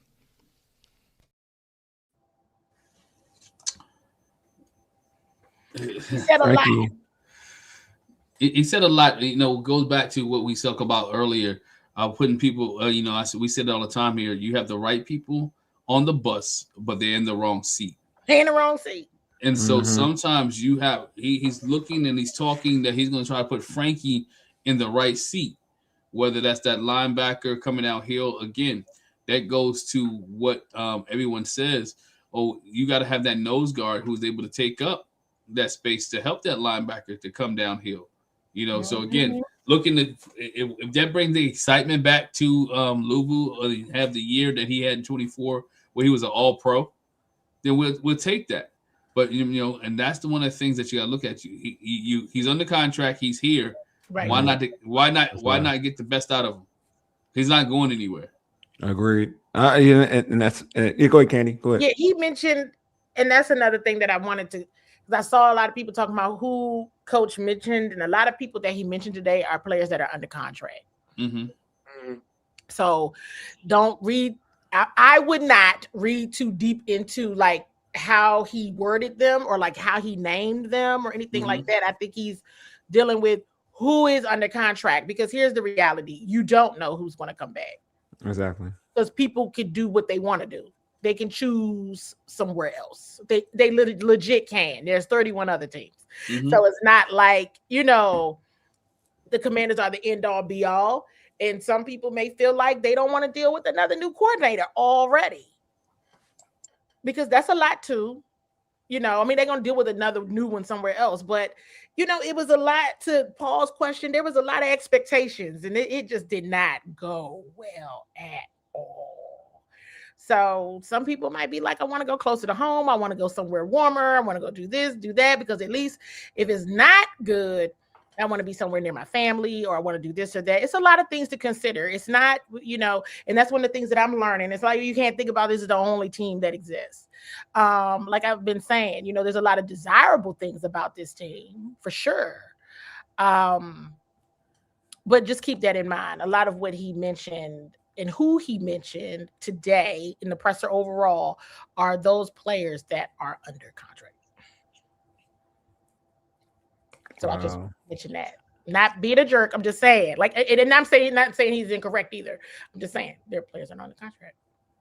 Yeah. Do you think it's a complete reconstruction with those guys that Daronte's got to do, or is it just a matter of we're going to put you in the right position and that's going to rebuild your confidence? Go ahead, Glenn. Nothing's about putting them in the right position, because he also said, to answer your question, George, I'm going to show a clip that he talks about the players that he can't wait to see. So those are some of the players that he wants to see, and I think that's going to answer the question that you have. Thank you. Coach John Duran with WUSA. You mentioned wanting to maximize all your players and be versatile. You mentioned Frankie Luvu as well. Any other guys that you've watched that you can't wait to get on the field with here? Yeah, I had a chance to speak with quite a few players already, and they're all excited to get going, just as I am. But I think the team is filled with some versatility players, and I think they can be used in several ways. You look at a Samerstill who was very versatile coming out of college, and the things that he was able to accomplish at the University of Michigan, not only winning a championship, but the way he done it, right, and how he led those guys there. When you talk to the guys from that championship team, everyone points to him as being the leader. You look at Quan Martin, who I know evaluating him coming out, we were like, hey, is he a safety? Is he a nickel? Is he a corner? That's another guy that has versatility, And then I think when you look at Will Harris and how he's able to move in the line of scrimmage, cover tight ends on the deep halves. You look at a Jordan McGee, another guy who's on the ball, off the ball. The list goes on and on. You look at Javon Kinlaw, who can play all different levels up front. And so the talent is there, the skill set is there. It's our job with the staff to maximize those skill talent. And I'm excited to work with the staff that we have. There's going to be a lot of collaborative effort going forward, and the communication, and we get a chance to teach, right? Talk about the foundation from ground up, and trying to connect to these players and find out how they learn. And I think that's the biggest thing going forward. To be able to utilize the versatility, you got to figure out how do they learn. We all, as human beings, we learn differently, right? And so each player is going to fall into one of the 4 categories of learning styles, and it's our responsibility to figure out if they're visual, auditory, read and write, or if it's kinesthetic learners, and that's our job to pull that out of them. Now that right there, I said, let me tell y'all something right now. Daronte is a leader. He understands how to teach. This goes back to the relentless teaching. You all have heard me say, how are you communicating with these players? Sometimes it's about the communicator, but it's also about the receiver of the information. You got to know how they learn, and you have to willing to take the time and adjust whatever it is you need to adjust as the teacher to ensure that that message is coming across in effectively for that person, whatever it is you need to do. And when I heard him say that, I said, oh yeah, he knows exactly what's going on. And it takes time to do that. It takes time to do that. I know that wasn't happening before. I don't mind saying it out loud now, right? It wasn't because you could tell. It wasn't even like you could see it. Right. You could be like, this doesn't work for him. And you can just, and so it needs to be one band, one sound, but it's like to get to the one, people learn in different ways. And so I do want to mention like what he said about Will Harris, because I don't think Will is under contract. He might be the only one, maybe. I don't think Will is. I think he was on a 1 year deal. He wasn't a 2 year deal. I think it was a 1 year deal. I thought it was a 1 year. I could be wrong, but I thought he was a 1 year. But he was injured, and like he said, the list goes on and on. You can't call out everybody. You can't call out everybody. Because there still is a lot of work. Yeah, you can't call out everybody because you only got 23 dudes on a roster. You got to go get people, man. If you're the guy that you're calling out people, what's going to happen and what's going to take place is this: people are not going to want to play for you. But go ahead. Appreciate the super chat, man. Thank you so much. Thank you, Lisa. Thank you. Yay! Thank you, Lisa. But exactly where you can't call out everybody because as soon as somebody doesn't hear their name, and I also want to make sure that it's clear he's talking about versatility players. Okay, you can't necessarily have everybody as a versatility player. Two-year deal. Okay, Will is 2 year deal. Okay, all right. So yes, then okay, because I was just like, well, maybe Will was the only one. So yes, he kept it to who's on contract because that's the only. Thanks, Wole, and thanks, Scott. So he kept it, which I appreciated. I said, oh, he's good. You're going to keep it to who is on contract. So you see everybody talking about this person and that person and how he said it. He's talking about the people under contract. Right. And I think you keep it simple. When you have versatile players, right, that means that no one offensively can get a gist of what you're doing. It also helps you disguise things a little bit better, too. I mean, look at the Seattle Seahawks on the other night. All the stuff they disguised and was able to get into the backfield. It was because they had guys coming from everywhere. And the blitzing, if you look at it, was also unorthodox, right? It was unorthodox. It was stuff that you could not guess what was coming. Regardless, they would blitz on first down, they would blitz on second down, they would bring guys up and let guys go back on a fourth down. You know what I'm saying? So dropping the coverage. So it was different. They was bringing the corner. They were bringing the corner off the edge, right? So again, you don't see that very much. But again, when you bring versatility to a defense, and you can play games and do different things like that, it makes offensive coordinators pull their hair out, and it gets hard for them. It definitely gets hard for them to move forward. So, George, you got something you want to add? No, well, yes, I got one thing.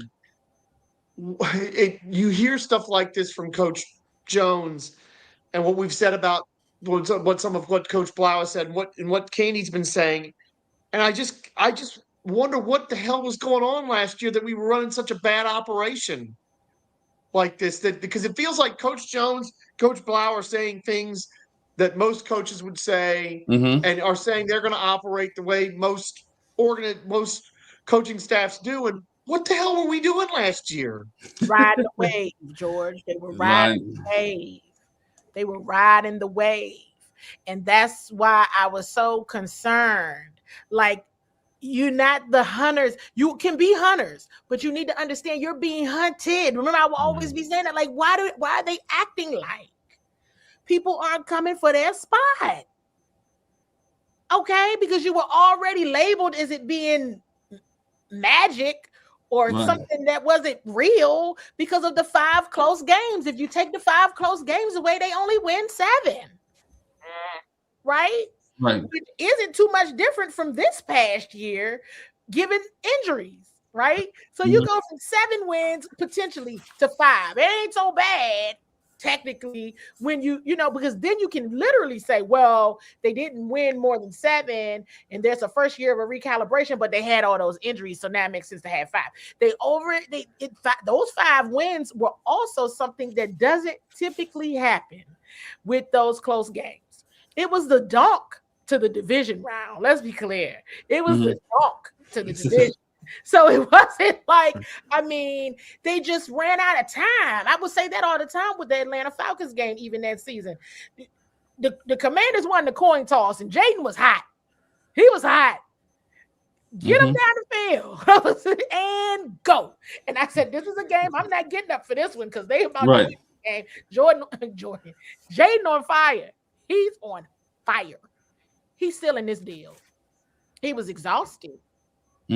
But he was going to seal the deal because they had the ball. And he was like, get me off of this field. I'm tired. And so that's why I always kept saying, you know, it was magical. It was a dream. And then everybody started getting hurt and nobody changed the freaking scheme. That's what I could never figure out. Like, what? Y'all didn't know they were coming? That's the challenge, right? That's what happened. They were riding the wave, and they just and Jaden got hurt. They just thought he was gonna save him again. Yeah, first of all, shout out to everybody in the chat. Appreciate y'all. Make sure you hit the like button. Yes, subscribe. You haven't subscribed. Super chats always appreciated. Yeah. What I will say about Coach Jones is like he got the gift of the gab. I'll give you that. Like he definitely does. He's saying all the right things now. Yeah, so it's like, but again, you know me, you know, like I'm trying not to be bullish on this dude. I'm actually trying to like take 2 steps back. I'm like, hey, I gotta, you know, I want to see what I gotta see it. But here you're saying all the right things though. So I get how everybody should be feeling a certain way.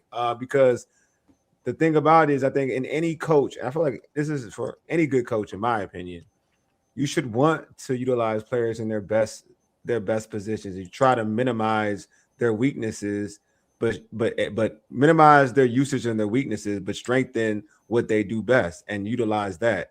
And I feel like that's something that, I mean, we begged for this team to do last year, and now hopefully we'll get to see that. Like, I don't want to see, if I see Mikey lining up on the inside, I'm gonna be pissed off. I'm gonna be like, you ain't listening. I'm not listening to you anymore. Right. I see, I'm gonna be real with you. If I see certain players, if I see Frankie in position to like try to cover a running back out the back or playing coverage, I'm gonna be pissed off. If I see Frank, honestly, even if I see Frankie his hand in the dirt trying to rush a passer, I'll be, it's okay, but I don't even want to see him do that. I want to see Frankie blitzing. If I see Frankie blitzing a lot, then I know that you're using him to his best, to the best of his ability. I want to see to see this defense utilize these players of what they can do and not what they can't do. You know what I mean? And if I can see that, then I'm gonna be happy.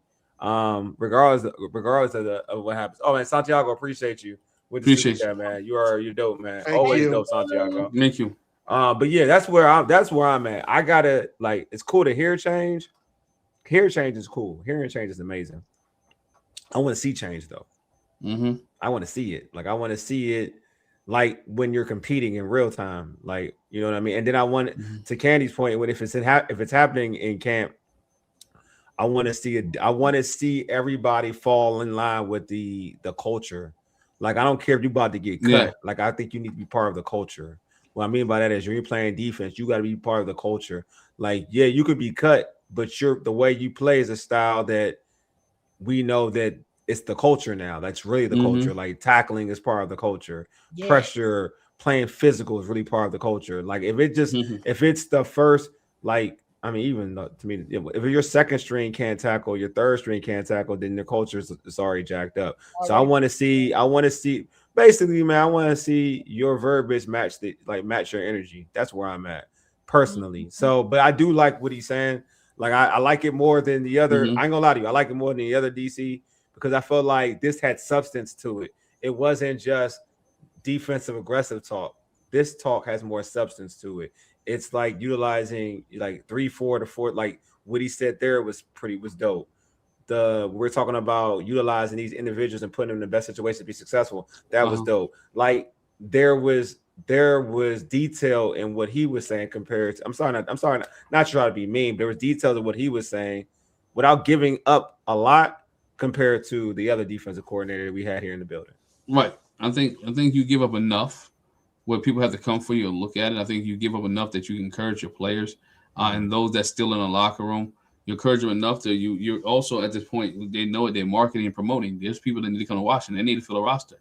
So again, so you make sure that you hear that you're a friendly place with a guy or a person that you have great conversation with, but also a coach that can lead, demand, and get the respect of players. And I think that's the key. Can he do all those things and teach? Well, you talk about teaching, but again, talking about teaching and doing teaching is two different things. I agree. So because everybody can talk the good game, but when it comes, can the rubber meet the road? So yeah, I like this comment by John. John is like, when was that? He wasn't like he interviewed last year for his head coaching jobs. For what? Which job? He did like did he interview for the he had a couple of interviews but he went in and interviewed, but I don't think he got it. But he didn't obviously he didn't get it, but he interviewed last year.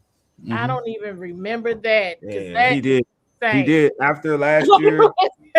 Yeah, it was after when they said he's a head coaching candidate. No, he was. Hey, look, Paul said the same. When was that? Like, I can look it up, bro. I can look it up because that's when I was laughing when it happened. I'll look it up for you. So while you look that up, we're going to talk about Daronte on why Washington. Y'all talking about different jobs and things like so. Here's Daronte on why Washington.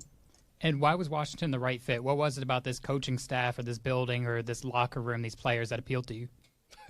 Well, that's a loaded question. I mean, it's again, I grew up in the area. I grew up, wearing the burgundy and supporting the Washington organization. I went to elementary school, middle school, literally right across the street from where the stadium is in Palmer Park, Maryland. I went to Kenmore Middle School and I went to Matthew Henson Elementary. So growing up a diehard fan, the family's backing it. So when the opportunity came, I thought it was a win-win situation. I wanted to put my best foot forward. And then when you talk about the people in the building, such as Dan Quinn, such as Adam Peters, great ownership with Josh Harris and the crew. I want to say thank you for that, by the way. I didn't mean to say it. I want to start off just by thanking the ownership, Josh Harris, thanking Dan Quinn, thanking Adam Peters for the opportunity that they've afforded me. But when you're around certain people and you see the alignment of the organization, ownership, management, head coach, quarterback, it's a win-win for not only the DMV, but a win-win for me as well. Yeah, it was the Jets job. He interviewed for the Jets job. Yeah. But he was a candidate for he was a candidate. I'm just saying, like regardless of how you regardless of how that's where he was. Like he was a candidate. For some folks wanted to interview, bring him in. I ain't say wanted to hire him is a different thing. Right. I just said the interview was a candidate. Those are two separate things. But he interviewed or for the Jets. He interviewed for the Jets job. He actually interviewed. Yeah. That's crazy. That's how I probably didn't even retain that because I was yeah, but like I mean, being interviewed is like being a true candidate is a whole different. Well, I'm not gonna get into all that. Yeah. But I do. I mean, from man, he's from PG County, man. I love when he mentioned the middle school. I just love it. Too. I get it. I feel a certain way when he's mentioning like places that I'm around, that I've been around. You know what I mean? Like, and you just get like there's a certain level of pride. Right. You know what I mean? No, I mean he's done well. He's done well. And he now Coach Quinn did say it was not a deciding factor, right? In bringing him on. But it, he's earned the opportunity and he's been doing this for a very, very long time now. And I had kind of asked a question about HBCUs and I love it. you can go to that one if you want. Oh, gotcha. Here we go. Hey there, Coach Jones. My name is Candy Waller from Bowie TV. Hi, Candy. So welcome back. Thank you. Appreciate you. So I'm kind of pulling on the thread of Nikki's question. As an HBCU graduate and having coached on the HBCU level, how has that shaped who you are today? It's the foundation of who I am today. Having to attend and graduate from Morgan State University, and then getting my first coordinator experience at Bowie State University. So as you can see, the foundation of who I am and why relationships are so important to me is because those players that you come in contact with, either coaching or playing with, it's special, and there's a bond that's there. And so coming to Morgan State, it's not about the glitz and the glamour in terms of what some PWIs may be about, but you find a family atmosphere. I learned that you miss a class, that coach is going to be on you, like, why you missed this class, and that means something, and that helped build who I am today in my character, because now I understand that he cared. Those coaches that coached me at Morgan State, they cared for me, and they cared about my development, not just as a football player, but as a person, as a man, as a father, as a husband. They cared about that development, and I think that's what the HBCUs do. They help bridge that gap. They help provide the experiences of, yes, you're not alone as you continue to grow and as you continue your journey post high school, and you learn a lot of different things going through those processes. Candy, you got a question from Paul. Paul said, Candy, did Dan seem re-energized knowing he got 2 new coordinators with fresh ideas in store? No, he just seemed, he's not too high, he's not too low. He's more business. I felt more business today. 12-5 and 5-12 would do that. I know that's right. It's showtime. It's showtime now. And Coach Jones went to Bishop McNamara. Oh yeah, he know Paul went to that school. That's why he said it. That's why he said he asked. Yeah. He went to Bishop McNamara. So it's and I know a lot of people who went to school with him. I don't know if Paul went to school with Daronte, but I do know people who went to school with Coach Jones. And a lot of what he said is true, right? I'm an HBCU graduate. And you have to know how to connect. You have to know how to relationship build. You all have heard me say several times exactly what Coach Jones said, which is you have to get to know them as men. He said, hey, to get to know them as men. It's who they are. It's not just the ball player. It's not just the coach. You got to get to know them as men. And I posted something from Super Bowl week, and I know people were like, whoa, because I normally don't post.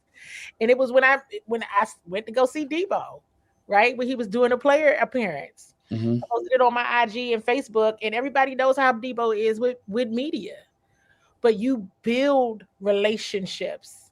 I posted a little something with Bobby when I showed up at the community event after he won Walter Payton Man of the Year. You know what I mean? I'm gonna just give you a little clip, a little glimpse or a clip, because while relationships may be built, you still got to operate with integrity. I still got to do my job. You know what I'm saying? I do. But you got to also come with your best in all facets. And I think I shared that with you all. I said, we have multiple stakeholder groups we have to meet.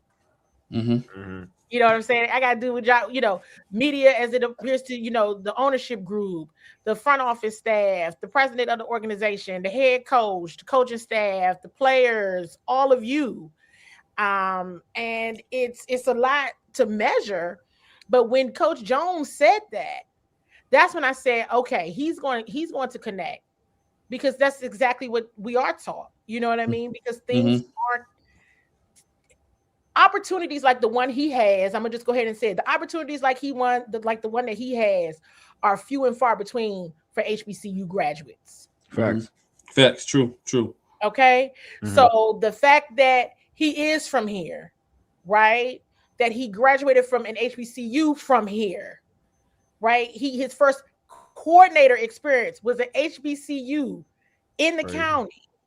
It's crazy.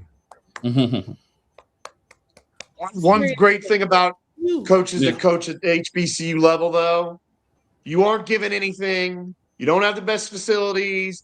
You don't have the latest this or the latest that, and yet you still got to teach and develop and work with guys and get them better. And they do it. And HBCU coaches do it time and again. You see all these players that get to the NFL from the SWAC and the MEAC and even the CIAA, where Bowie State's part of. So, I mean, you're getting guys that find a way to make it work one way or the other. Absolutely. Which that's a skill. That to me is a skill a lot of coaches don't have. And that's why I said, he's gone from the HBCU ranks to the SEC. So like he named them all off. He's been now in the NFL. He coached in the CFL. He's coaching everything. I mean, you can't do any more than that, right? So the experience level is there, and worked with multiple coaches. And so I think this will be exciting. I'm sure they're both excited, Coach Blough and Coach Jones, for this opportunity. Both with very different backgrounds, both calling these plays at such a high level for the first time. So there's another clip. I don't think we've played this one when Daronte was asked about the strength of the defense after watching him. Did we play that one? Nope. And then Dan Quinn mentioned that before you guys started talking about the roster, he asked you to just watch everything. Yes. When you watched this defense from last year, what would you describe as the strengths? Young and athletic. I would say young and athletic. I know there's some older pieces there, but for the most part, especially the guys that we have in our system here, you look at the back end with, we're talking about Samer Steele, Trey Amos, Quan Martin, Will Harris. Those guys are athletic. Then you throw in a Reeves in there as well, who provides some versatility. And Owen's also another guy who's versatile. You look at McGee, you look at Luvu, you look at Madrano. Those guys are athletic and they're young. And up front, you have some savvy vets up there, and then you have Newton, who's also a young player who has some mobility inside in the interior D-line. And so when you look at that, the first thing that jumps off the tape is these guys can run and hit. And so you definitely want to use that to where guys are going forward versus going backwards. So I almost hollered. I really did. I almost hollered in the press conference because what have I been telling y'all all season long? Where in the HE double hockey sticks is this old narrative coming from? Where is it coming from? I said, well, if they don't believe me, believe Coach Jones, and he's telling you what's there. Hey, them being utilized is a different conversation. Yeah, it's an all-day conversation. You got to be able to. There's a whole different conversation. But the fact that they had, they're there. They're there. And I kept saying it. I was like, you guys, like they're there. And I've been talking about, and Wole and I have been talking about Daron, because I can remember I kept saying, I'm like, well, Daron, I don't know what the contract situation is or how much money is guaranteed. I don't think he has any guaranteed money this year. I don't know. He's still under contract. He's still under contract, but I don't think I think the guaranteed money has been paid out. I don't know. Sure. I heard there still may be a hit if they let him. It's like it's not going to be as bad, but it's still a hit. Right. It's still a little hit on them where financially. Yeah. But Daron has the final say though. Yes, I think so. And so I was like, I said, I've been trying to explain this all season long. Like you guys, when I come with information and I come with knowledge, trust me. And even when you don't, I'm always going to say, well, if you don't believe me, here's a clip. If you don't believe me, here's a clip. He just rattled it off. Again, their utilization in the scheme, whole different conversation. And I think that was the challenge for the fan base. It was the who you're seeing regularly. But even when the who you were seeing regularly, I'm like, the math's still not mathing. And everybody's got to learn who these players are on this roster so that you know exactly who they have and exactly who's out there and how old they really are and what he's talking about when he says young. You got you. Hey, before we wrap this up, Candy, I want to get one more thing from you guys, everybody on the panel, because just share the excitement today, right? And do you and the other reporters or people that's watching, even guys in the chat, I want you guys to let me know. Do you believe the new era? Do you believe in the new coordinators? Do you believe in the offensive coordinator? Do you believe in Dan Quinn? Let us know, how are you feeling as we wrap this up? To Wole's point, they're saying all the right things. They're saying all the right things. Aligned with the question that I asked DQ about the non-negotiables for his coordinators, the things that they are saying are aligned with the must-haves for the coordinators, right? And I can appreciate that. I like that. I think it's hard to feel any kind of way, and oh, by the way, let's not move away from the fact that they did re-sign Tressway. You got to have a good puncher. Good punchers are few and far between. Yeah. That's the number. That's the number one signing. Pro bowler, and he was not an alternate. He was a legit Pro bowler. So you got to resign. Gina, you must have enjoyed that Seattle punter's performance in the Super Bowl. You must have enjoyed that quite a bit. Listen, I'm a special teamer. I love it. I'm like, because special teams matters. And that lets you know it matters, because that was the only consistent thing they had all season. Ain't nobody even talking about Coach Izzo, because his job is secure right now. Yeah. So his job is secure. They got the memo. He got the memo for the scheme. Done. And so if they could just get a kicker, but that's a whole nother conversation. But a steady kicker. I know Wole is on the Jake Moody train. So it is, but I think that the energy is that everybody's like, they're new, and so it's like, okay, this has got to be better than last year. Anything can be better than last year, because they were at the bottom. It was bad. So yeah, Taj, I think to your point, as we wrap, to your point, I think regardless, everybody likes Tressway. Tressway is a likable type person, man, and I think people has to cheer the re-signing of good people. You know what I'm saying? Of good people that you like, and he's a staple. And to me, I'll say this, and and it may never happen, but I think his name, his number should go up in the ring of whatever stadium they're in, because I think Tressway, the Washington should retire his number. So, Wole and George, what you got? All right, we got some comments that Santiago said. I feel like I'm feeling optimistic. They may be some growing pains. Because Scott says we got the right guys by the words. Now time to perform on the field. Agreed, Scott. Question for Renell Winchester's 4347. Can DC Jones get any Vikings players here? I don't know. Maybe Harrison Smith. But he's old. He may retire.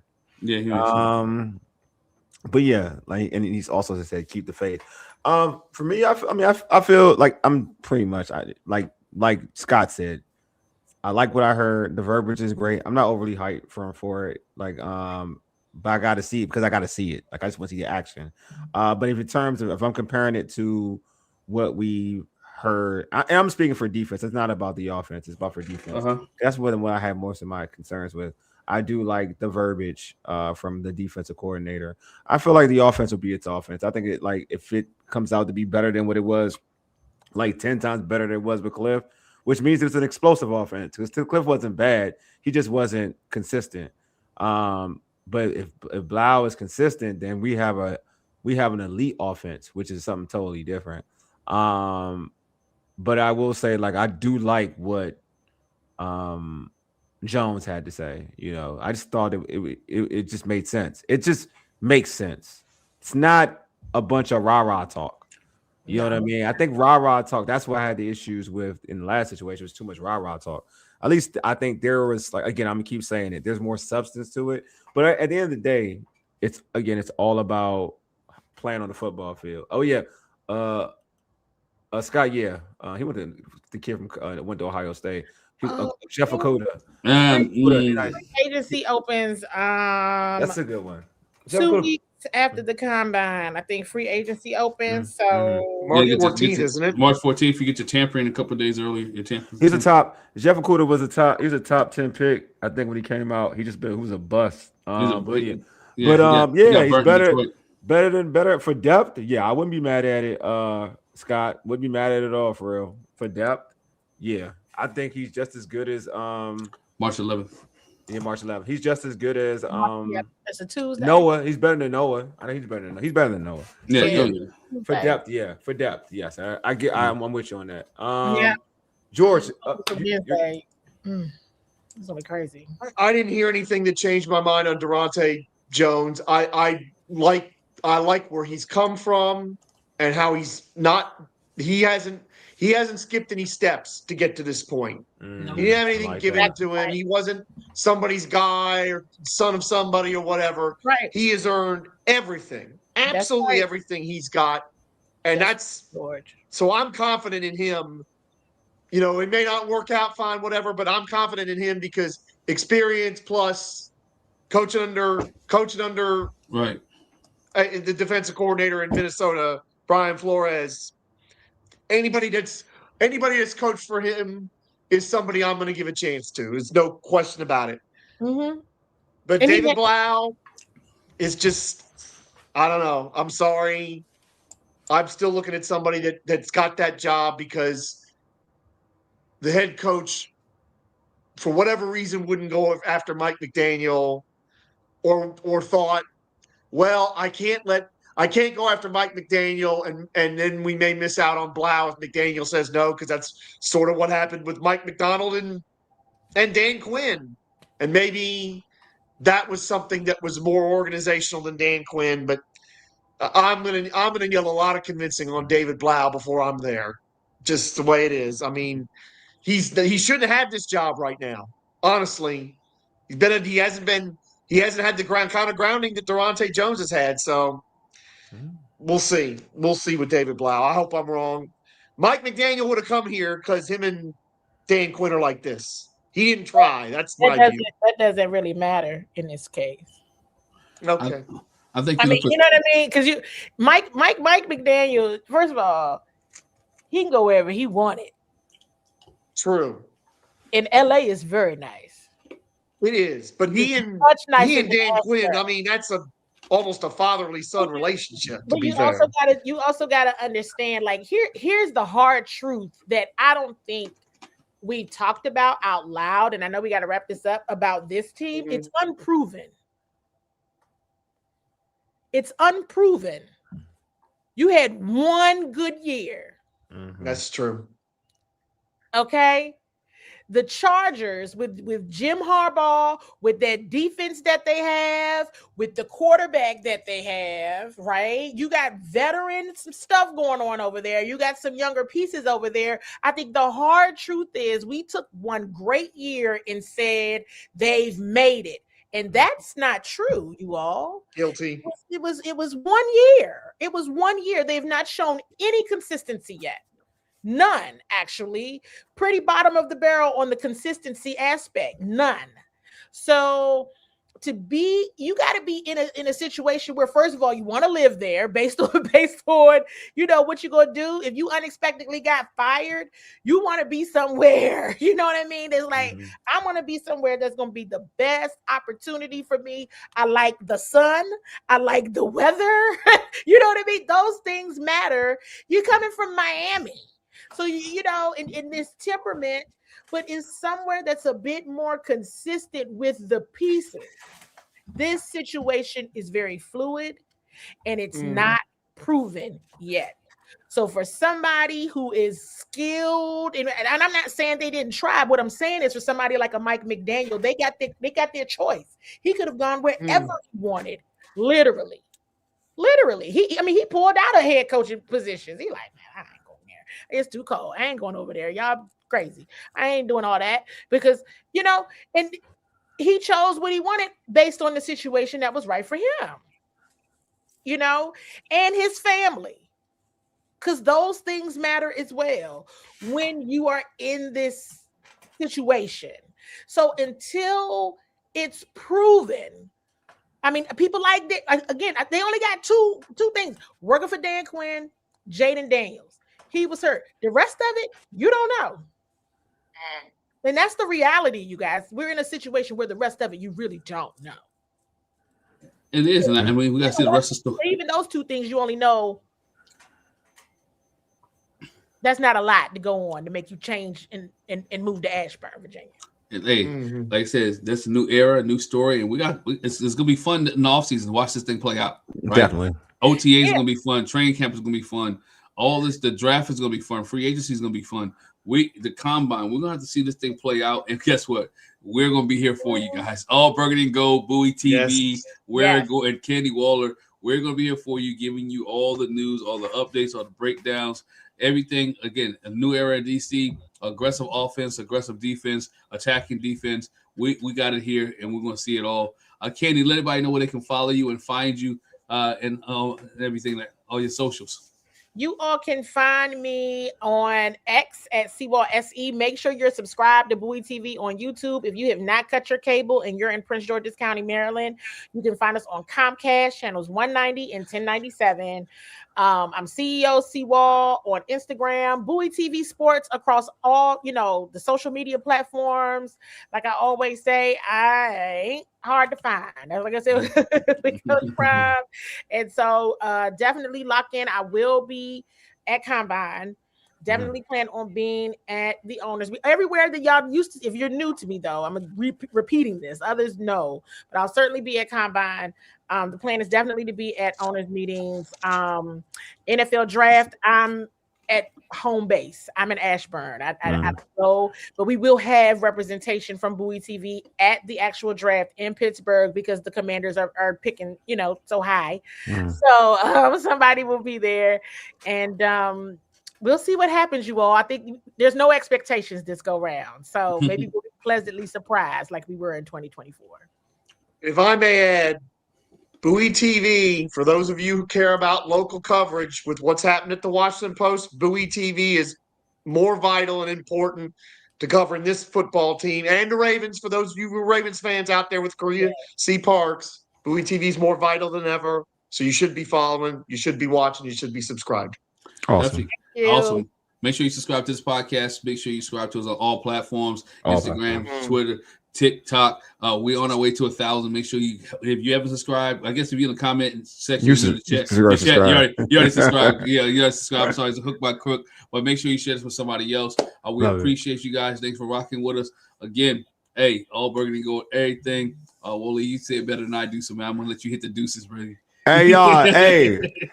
Appreciate y'all pulling up, man. You all are dope, man. You've been listening to All Burgundy Gold, everything for ages. A Yeti deuces. We are out. Peace.